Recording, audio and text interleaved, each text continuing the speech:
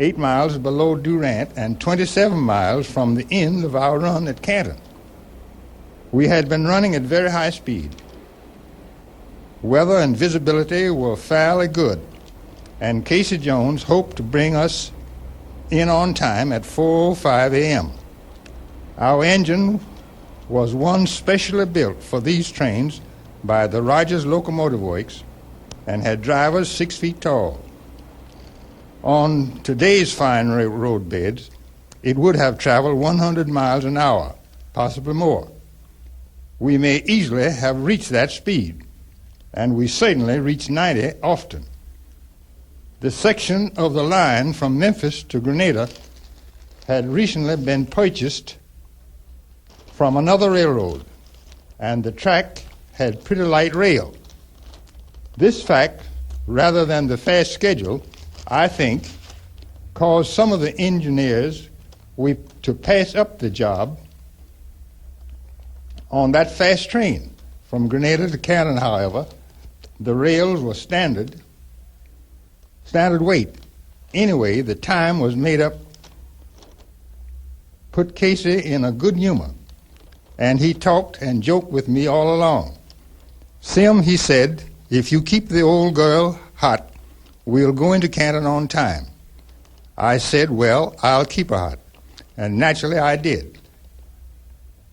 We took siding at Goodman and were hardly in the clear before number 2's headlight showed up from the south. After it passed, we backed out of them on the main line and began the last 27 miles of our trip. 15 miles south of Goodman is the little town of Vaughan, approached by an S-curve, which swings first to the right, then back to the left. Naturally, on this type of curve, the engineer and fireman of the steam locomotive cannot see the track ahead at the same time. As we entered the curve, I put in a fire and climbed up and looked out of the cab window on my side, so that when we swung to the left, I could look ahead with a clear view of the siding and station. As we came out of the curve, there right ahead of us were the red rear markers of a train. Showing red meant that it was on the main line. At once I yelled to Casey, "Oh my Lord, here's something on the main line." He jumped to his feet, looked diagonally across the top of the boiler, at the same time setting the air brakes in emergency stop.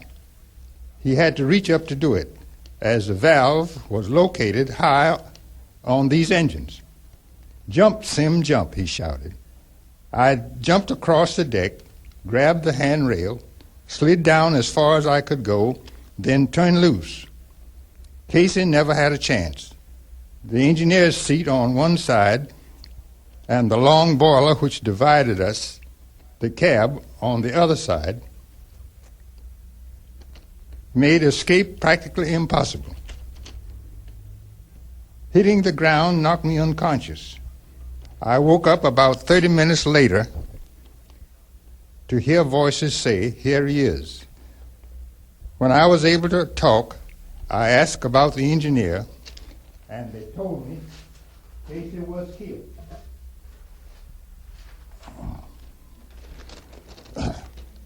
We had hit the caboose of the freight train, gone through it, a car of hay, a car of corn, and halfway through a car of lumber, all of them on the main line, the rest of the train on the siding.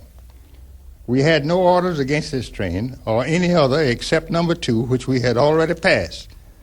Our clearance card gave us rights over everything, and we didn't have to look out for anybody. If a train is blocking the main line, railroad rules require that a flagman must go out 10 telegraph poles distance and place 2 warning torpedoes 2 rail lengths apart, then a stop torpedo. If a train approaches, he must also light a red fusee. This flagman must remain out until called in. Without warning, we plowed into that caboose.